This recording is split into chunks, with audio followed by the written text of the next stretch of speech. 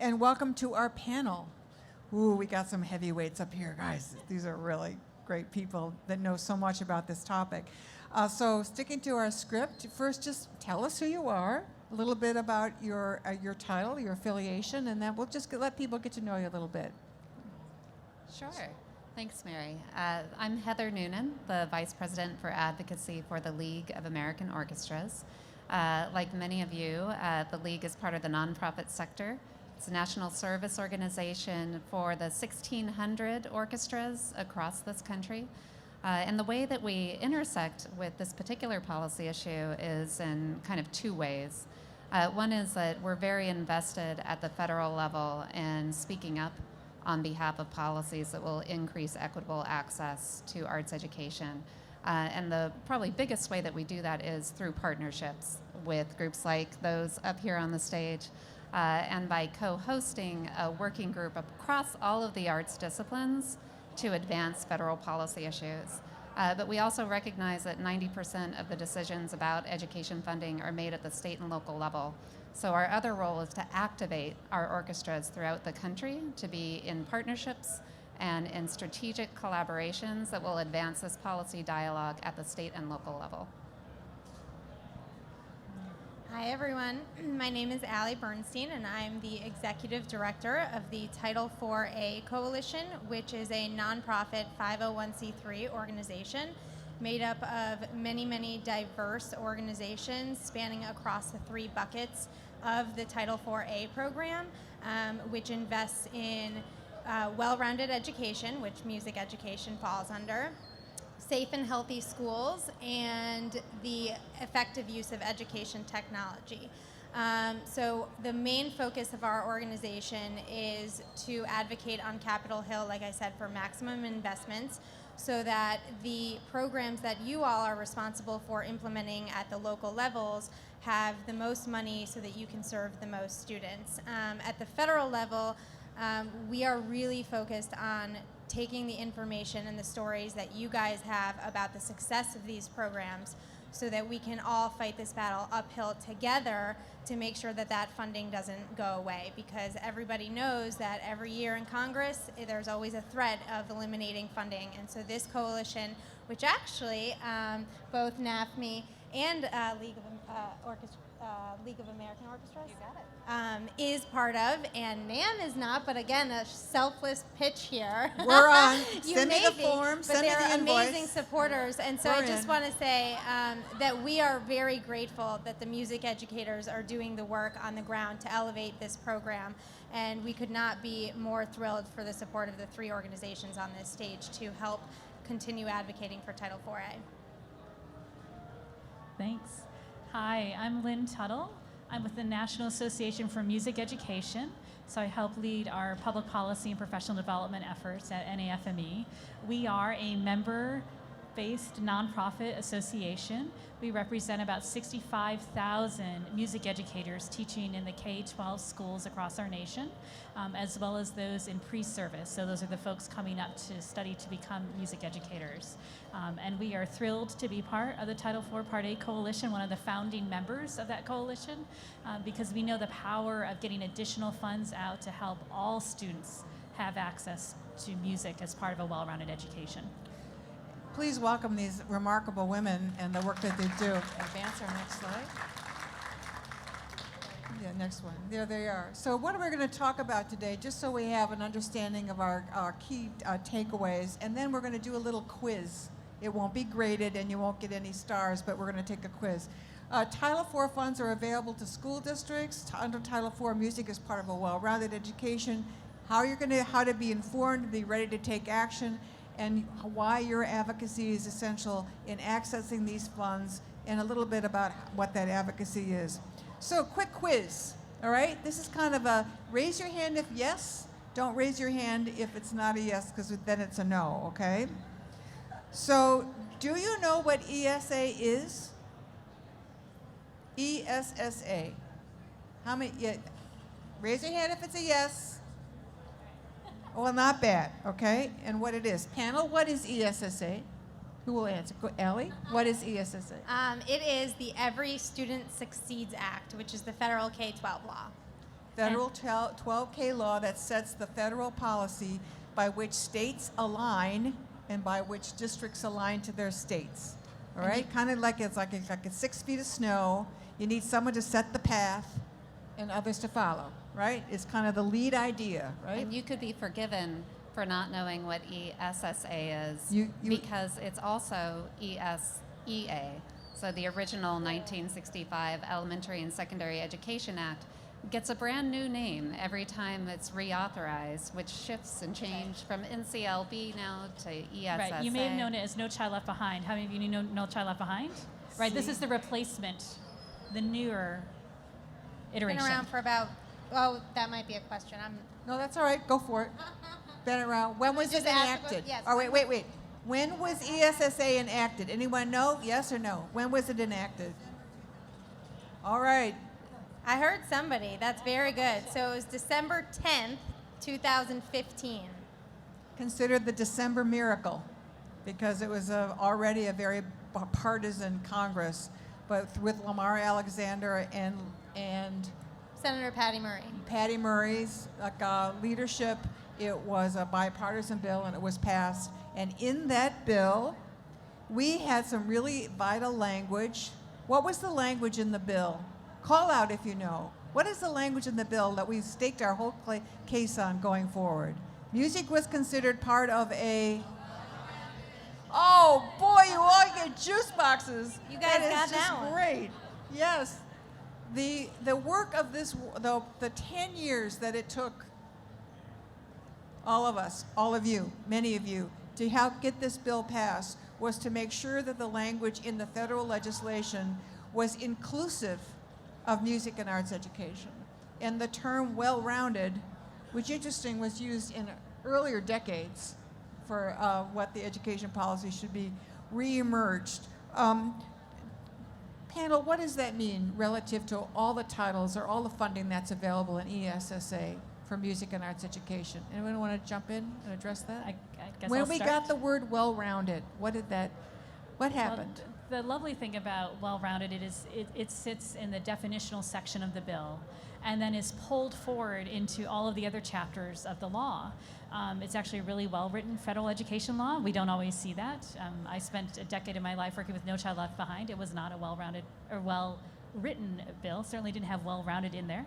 With ESSA, we have well-rounded in the law, and then it carries forward so that music and arts and other well-rounded educational subjects and activities can be supported with the federal funds under Title I, Part A, under Title II for professional development, under Title III, working with English language learners, as well as under Title IV, Part A. So there are now opportunities for music and arts education throughout the entirety of ESSA because of that definition of well-rounded education. Anything to add? That was pretty good, though, wasn't it? That was good.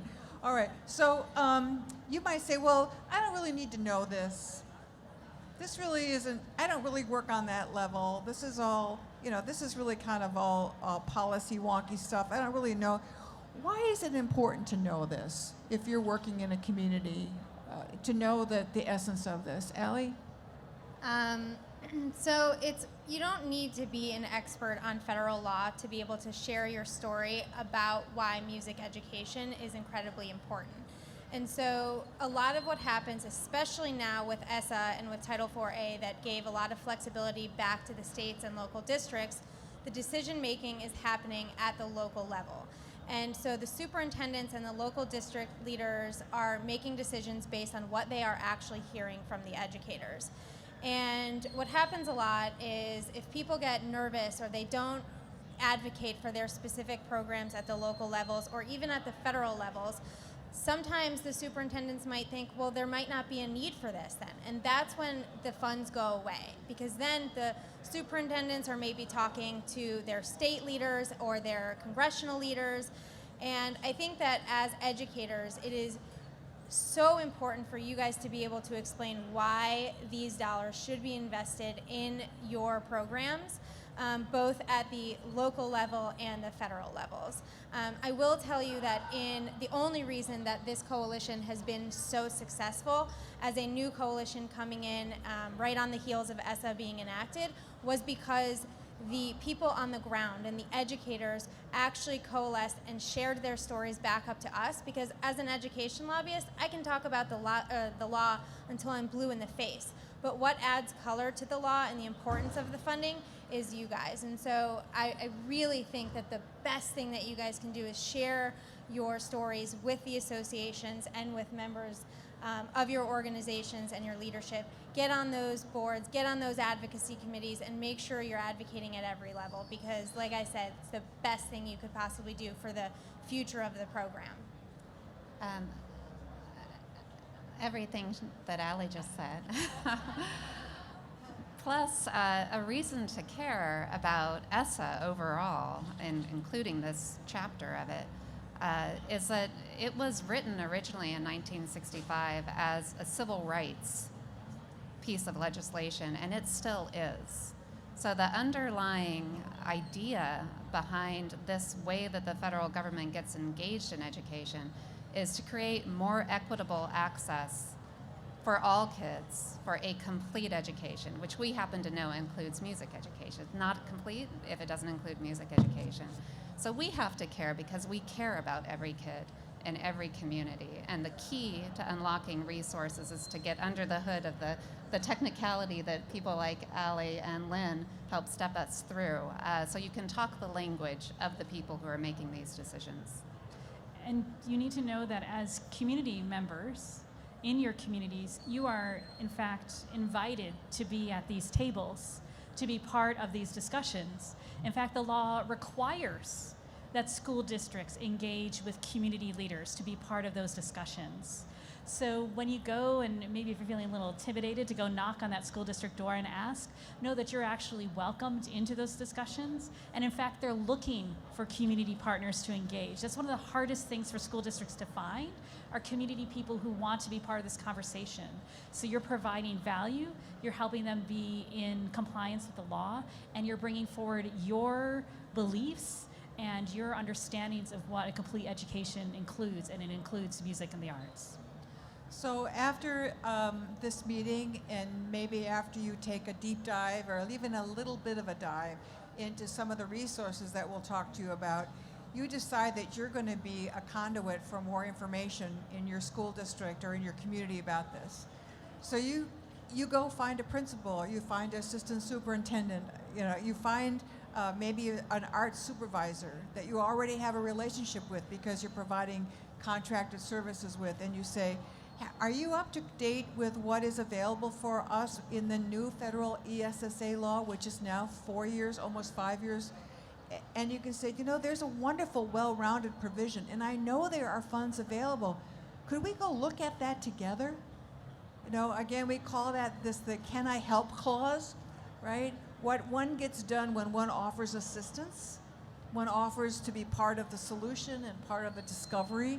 Again, what we want to, a takeaway for this meeting too is that you start scratching your head a little bit about what you can do. What could be your next steps? And as we have guided our NAMM members, who are really significant members in their communities, they work with multiple schools and they're involved, is to coach them on how to have that opening conversation. How do you start a conversation about federal policy, darn it? Right? How do you start that conversation? Can I talk to you about, he said, I've heard, I was at a meeting and there was these conversations about the federal law, and I know there's some extra money available for our kids. Could we work on that together? Don't scare them off, right? And then we're going to find out that it feels complicated, but at the end of the day, it's a path. And you can simply go on the path and take one foot in front of the other and lead yourself to some pretty remarkable results. So, who's next? Are you next? I think I'm. Okay, go ahead. In the They've slides. done a PowerPoint, and I'm just going to turn it over to them. We don't have them memorized, Just the turn it over guessing to game. them.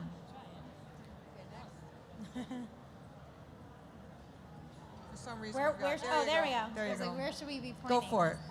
I know. Okay. Up and- So what you guys are looking at is just a very handy infographic that the Title IV-A Coalition has created to make our members' lives a lot easier in terms of explaining how the law works, what it is at a very top level in a top-level way. So without going into every detail of it, since you guys have it here and I see many cameras out and taking pictures of it, I promise it's all online at title4a.org under the resources section. And some of this is actually a little bit outdated because we handed in the slides before Congress actually approved the new funding level, which I'll get to in a second. So when we're talking about Title IV-A, we are talking about the Student Support and Academic Enrichment Grant Program, but since none of us in DC can say that 3 times fast, we've just shorthanded it to Title IV-A because that program is actually under Title IV-A of the law. So when you hear those things, because again, your district leader might actually be calling it SSAE or Student Support and Academic Enrichment Grant Program, see I practice. And so just be aware that that's what you're talking about. So the program is authorized at $1.6 billion. That means that when ESSA was passed, Congress included that number as the level that that program they thought should be getting or could be getting. Of course, they can always get more, and I'm not going to complain if we were to ever get more. But the reality in Congress is that funds are tight. Every year, like I said, we see the budget fights playing out in the news and the shutdowns. Usually those are about funding, and so education is often an area that is at risk to lose funding. And so right now, the actual appropriation level based on this most recent bill that Congress passed is actually the FY20 bill includes $1.21 billion, so we actually got an increase of $40 million. But I will say that in the first year of this program, which was fiscal year 17, the program started off at $400 million, which was basically pennies once it got to the district level. And so what you see here is just sort of the flow.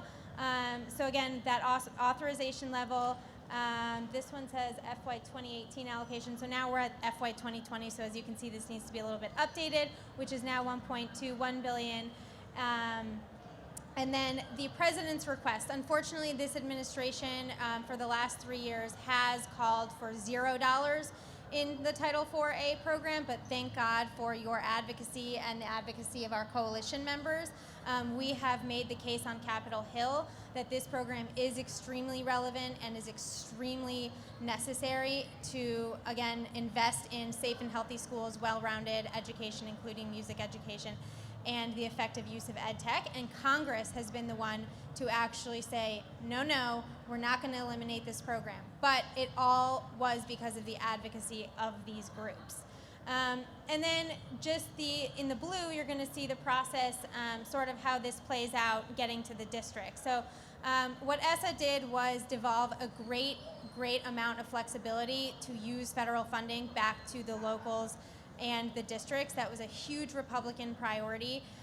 So the compromise and the great compromise of ESSA was that Republicans got their flexibility in the law and gave local control and decision-making back to the local districts, and the Democrats retained a lot of accountability measures and making sure that these funds were being used to actually serve the students who needed it most. So it really was a compromise, and Title IV is actually probably one of the best areas in the law where you can see that compromise play out, because there are still some strings attached in terms of spending the federal funding, but Title IV covers a huge wide array of programs. And so, for instance, just talking about the flexibility, the music funding can be used not just for very specific programs, but for instance, if music is being used to help teach history, you can combine some Title I funds and some Title II funds to really make the most of and leverage those title funds. It does not need to be siloed for a very specific program. So what happens is, in the blue, is Congress appropriates the money each year. The states then receive their money. They get to keep a small portion of that for state activities, and then the rest of the money, 95% of the funds doled out by Congress, must actually go to the districts for them to spend on these programs. So that's the overview of that. And again, the updated version of this infographic is actually on title4a.org, and it's title4aiva.org, not the number 4. And the next slide, please. Oh, no rush. Oh, there you go. Okay, perfect. Okay, so this one is also just an example, again, of that breakdown of the flexibility. So the coalition, along with the School Superintendents Association last year and the year before that, actually did a pretty deep dive about how these funds were being spent, because the Department of Education has not actually done a deep dive into how the funds were being spent across the 3 buckets. We have a lot more information on this. This is just a very overview glance, but you can see that music and the arts is in some of that top 10. Again, this is a list of 60 allowable uses, and music and the arts is within that top 10. So as you can see, again, music is something that the districts are prioritizing. And if you really wanted to get that music and the arts up into that dark green level, that all comes down to the advocacy that you guys are doing on the ground. And so this is really the importance. I will say that safe and healthy schools, STEM, those are all hot topics right now. So as things become more of a pressing issue in districts on a nationwide scale, I'd say that that sometimes does determine how these districts are spending the funds in certain categories. But I think for music and the arts, you guys are doing a very good job of explaining to your local leaders, and I would just encourage you to keep that up. And with that, I think there's a lot of room for us in social emotional learning and other. Yeah. I think we should take over other. All right? And I'm actually not sure what other is. And I think we could, definitely bump into social and emotional in terms of, our rationale. So I think, Lynn, you're going to help us with how these funds are being used, and he'll advance. Thank you. Our clickers are Great. temperamental. Go ahead. So thank you for helping us click. All right, so with a lot of support from NAMM and in partnership with NAFME, the fabulous Lori Schell, who, if you were here for the strategic planning, saw her up on stage an hour earlier. Lori put out a survey, helped us put out a survey to ask you, to ask members of NAMM, to ask members of the National Association for Music Education, to ask our state leaders, are you using Title IV funds for music and arts education? If so, tell us what you're doing. And this was very informal. It was more of an anecdotal survey. There wasn't any scientific method. We didn't, do It was very anything. scientific. It had email. We had email. We had spreadsheets. We had websites. We had spreadsheets. We had links. Yeah, We had spreadsheets. And we did it really quickly. We did this in about 4 weeks last spring. And what we were able to find was, yes, people were able to report that over 30 million Title IV Part 8 dollars were being used across the nation to support music and arts programs. Mainly the funds are being used in support of professional development, so workshops, think of the community partners in this room, things that you do every day with schools and with school districts. You're helping teachers learn more about how to be better in their work in music and arts education. Music instruments and equipment came in as number 2, so people are using the funds for capital investments. Often capital dollars are the last to come back after a recession, and we're seeing that in the States. And so often folks are still needing support to get their instruments back to where they need to be. And to Heather's point, right, to make sure that all kids have the instruments that they need to participate fully in music. Staffing. People are using Title IV Part A funds for staffing for music and arts education. Curriculum development, instructional materials, arts partners with local arts agencies, right? And facility improvements. So the funds are being used in a variety of ways to support a higher quality music educational experience and arts education experience for students. And last May, we took this data to every member of Congress. And many of our NAMM members, raise your hand if you did that. I see several NAMM members that were here, and Dave too, our partners that went with us, and we took this information because we need to show to the appropriators that our ask is being executed. It can't just go nowhere. It has to go where we're asking for it to go. So, yeah, the stories really do matter. So the more that we get from you, the more that Allie can take on the Hill and our colleagues can take on the Hill, the better. And I will say the appropriators have said time and time again, it is not going to come down to a quantitative assessment. It's all about the anecdotes and the stories that the educators, because with a program this size and with this many allowable uses, it's extremely hard to quantify the effectiveness. And so right now, Congress is 100% looking at stories like this and data like this. And so I'm I did not know this actually, and I'm really happy about it. So send that to me. Yeah, Tushar should have said Share that it, already. yeah. Well, of course. an announcement from here is that we've just committed with Lori's help. We're going to do the 2020 survey, and we're going to take that back to members of Congress. And I think I hope we can find more than 30 million out there. So if you have any information, or if by the time we are printing this in April or May, you've got a pledge or support, or you're on the way to having that support for the grant. So what else do you have? All right, let's go to the next Next slide. Okay. These are some of the sort of high-level benefits. So again, going on as what Ali was saying, not only were we looking for sort of numbers and uses, but also what are some of the stories? What are some of the benefits that teachers and merchants were finding? And again, that idea of creating more equitable programs, helping students get better in their music, right? Helping students develop socially and emotionally. These are some of the words that came back to us from the folks that participated in the survey. That music and arts education has a positive impact on school culture and on school community and the climate. So all of these were the words that we heard back from those who participated in the survey, could talk about how the dollars had been used locally.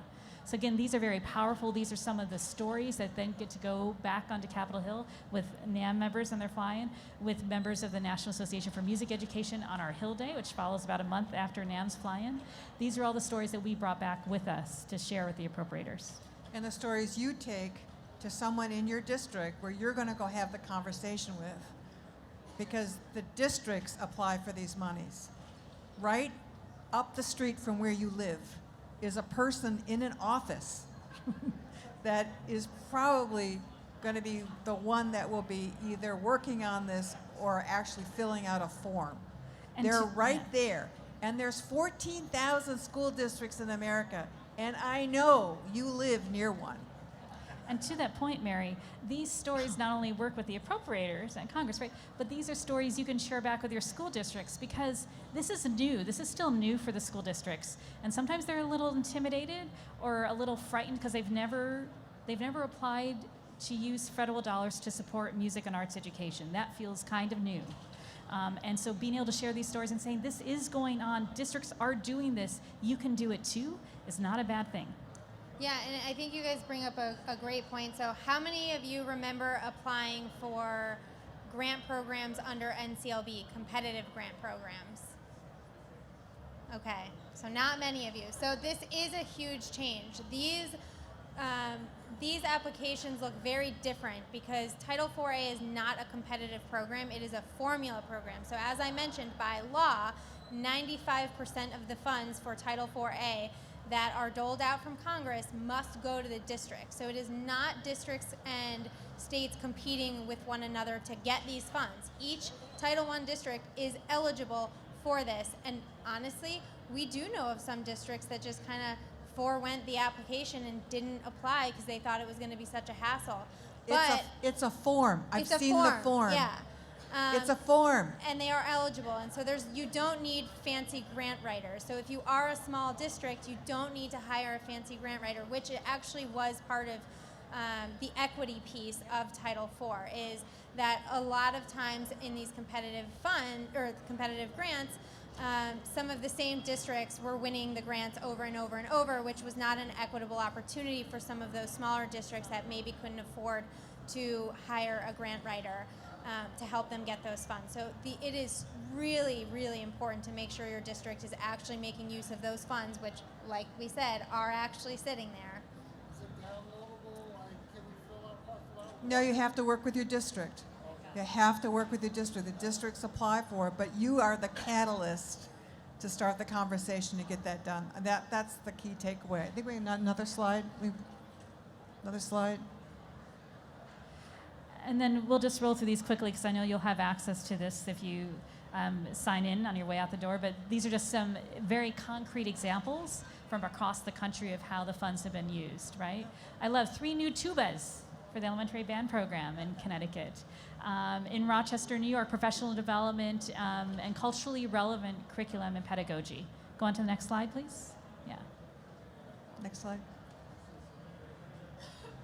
Don't tell me yours doesn't work now. Okay. Oh, there we go. Okay. And then this is one I love, this rural education one from Georgia. So our colleague in CDA, the State Education Agency Directors of Arts Education in Georgia, Jessica Booth, got to take, Allie alluded to this, as the states get the dollars doled down from the feds, they get to hold on to a little bit themselves to do a state level project. And what Jessica did was focus those dollars on helping create new music and arts programs in rural communities in the state of Georgia. So she held on to those state dollars and got them spent explicitly on music and arts education. So there's a great model out there as well. So how do we get this done? Oh, I think we're going to the mapping. There's no shortage of resources produced by these groups to help you, when you get back home, retrace how this process works and how it connects to the federal law. But I wanted to add just one more to the pile of resources. And this is a guide that's created by the National Arts Education Partnership, which is a collaboration between the U.S. Department of Education and the National Endowment for the Arts to create kind of a clearinghouse of information about how arts education policy works. And what's really cool about this partnership is it's housed at the Education Commission of the states. And this is the national organization for those policy leaders at the state level who make really important decisions about how to access these funds. So from the voice of ECS to state policy leaders, they created a guide to help them understand how federal policy creates opportunities for the arts. And they have a chapter about Title IV-A. So some of the resources you'll see are voiced for people like us in the arts sector. This one is voiced for policy leaders as well, and might be an extra thing just to have in your hand as you're talking to school leaders. As this grows, it will also include more examples of ways that Title IV-A have been accessed by states to support the arts and local schools to support the arts. So it's a growing universe of examples like the one that Lynn just brought forward, and those can be really helpful. I would also just say, and you can go ahead and advance the slide, thanks, that as we tell these stories, the most compelling part will be what was the human impact of those 3 tubas, right? So to be able to take it to the next level, to the student learner, and especially because we're seeing so much more investment in social emotional learning, you have a story to tell about what happens to a child when they're fully engaged in music making, and what happens to the way they relate to school, the way they relate to their peers. And frankly, the best person to tell that story is the child. So we have, I think, some opportunities to give our student learners some agency in this process. And by the way, where the child goes, you'll usually find the parent too. And by the way, the parent is a voter. And by the way, the parent should be showing up in these conversations, and they will get a response from folks, I guarantee you.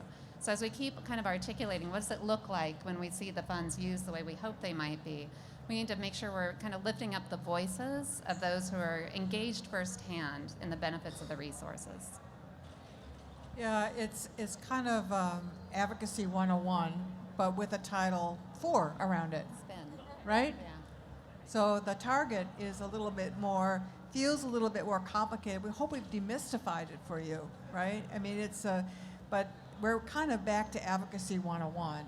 You need some data, you need a lot of stories, you got to engage the people who are, are at stake, parents, the voice of the child for which we all care, and we really want to have the benefit of this. So we want to wrap, we've got 10 minutes left, and we want to give you time to network with our remarkable presenters who I'm so grateful for to have as colleagues. Thank you. I couldn't have made my way through this without you. Sherry, before we go into some kind of wrap-up questions, what resources are available for, you've showed us a couple. Lynn, tell us about the Toolkit. Yep. We've relied on NAFME to help us. At the NAMM Foundation, we did not stop and build our own toolkit. We talk about collaboration. We said, they have the brain power on this. We're going to let them, and then we're going to point at, poor Lynn has been everywhere we've talked about this. We make her come. Yeah. But tell us about the great resources. So we have a page on our website under Advocacy called Everything ESSA. And on that we have an updated Title IV Part A toolkit. And in that toolkit, it'll answer some of the questions that you may come up, or our teachers have experienced when they've asked about the use of Title IV Part A for music education. It'll connect back to all of the stories that Lori helped collect over this past spring, by state and by sort of area. So if you're interested in, maybe you know that instruments are the real need, well, what sorts of instruments have been supported and where were they, and et cetera. So all of that's connected to it.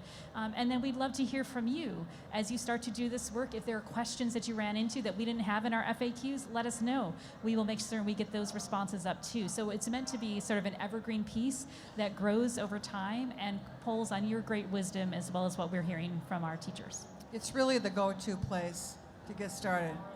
NAFME? NAFME.org. And again, it'll be linked out in the materials that are available for you at the end of the session. Okay, so let's just jump to, how many slides do we have left here? Are we pretty much done? Let's just do sort of a summary and to see how your knowledge base is doing. So is this, let's go back to the yes, no. Is this a grant process that you can apply to individually? Anyone going to say yes to that? No, it is not. It is not available as an arts residency grant or a nonprofit grant. Who do you need to go to start the conversation? I'll ask the panel. Who do you need to go to start the conversation to apply for a Title IV grant? Go to your school district. So if you know your district arts coordinator, your music supervisor, an assistant super curriculum. If you don't know any of those folks, find the principals that you work with, ask them to introduce you to those folks. Even though the dollars can come down to the local school where you work, these are district allocations, so it's going to be an application, a form filled out by the district. So you've got to find the person at the district that clicks that submit button. What would you suggest for our panel of experts to be the I gave an example of an opening line that you would, if you find that person, you have this knowledge, you've looked at the resources that have been referenced here. What's the opening line? What's the opening line to get the conversation started? So I'm going to use a phrase that isn't a live wire emotional connection for people, but you're starting with a conversation around a needs assessment. And while that phrase, or basically it's what's missing that we need in our school is what it's about, but the technical phrase of needs assessment matters a lot when it comes to this provision because it's a required part of how these funds flow. So I think one thing I've learned from Mary over many years is that you want to start from a place of abundance when you're talking about arts education. So you want to start the conversation by reminding them, why is it essential that we make sure music education is available to all of our kids? But there is a point in the conversation where you pivot to where the access gap is. And that, unfortunately, is a deficit conversation, but it's one that has to be a part of this. And as you are community members, you can shine a bright light on information about access gaps that might not be obvious to parents in your communities and surely might not be obvious to policy leaders. So I would say that the starting point is about why is there a need for this in the first place? Yeah, I mean, a perfect one-liner to a couple liners to a board member said, we're so grateful that you've been able to support our marching band every year as it supports our football team. Isn't that, we're just grateful. We know it takes resources and whatnot, but did you know that the kindergarteners don't have any music? And did you know that the latest brain science is telling us that 90% of kindergartens, I was making this up now, 90% of kindergarten, I know the data's out there, 90% of kindergartens who have music are advanced readers by the time they're in second grade. And that's kind of the thumbnail of that research. But you know, it's a perfect way to start from a place of thank you, great leadership, but now and did you know that I was at a conference and I learned that there is federal money, dollars sitting there that if we don't take it, it goes away? And you tell a board member that there's available resources, you've got their attention, pretty much for life. So, you know, it's like you're a catalyst. Now, you know, our goal today was just kind of know enough to be able to feel comfortable to take those steps forward, knowing that we're available to help along the way. Anything else as we kind of wrap up here? What's next for Title IV? Are we going to be able to hold on to this through the next authorization? Oh, man. And Well, then authorization after that, and the next version. What it's going to be called next? the No Child crystal Left ball Behind, question is what I like to ESSA, call it. Says every child gets Music Education Act. I mean, when are we going to? Right. Well, I don't know what is going to play out for. So we are now entering fiscal year 2021, and I know it gets confusing. So we all should be doing advocacy now for fiscal year 2021. And again, as I mentioned earlier, Congress just approved, a little bit late, their fiscal year 20 appropriation level, which was 1.21. So at the very minimum, we really want to make sure that we are using our voices and doing as much advocacy, whether it's from your phone using Twitter, whether it's actually showing up to Capitol Hill for NAFME, or does League of American Orchestras do a lobby day? So at your lobby days, and everything that, all the advice that was just shared is applicable in a Capitol Hill office. They know the law. You do not need to be an expert on the law.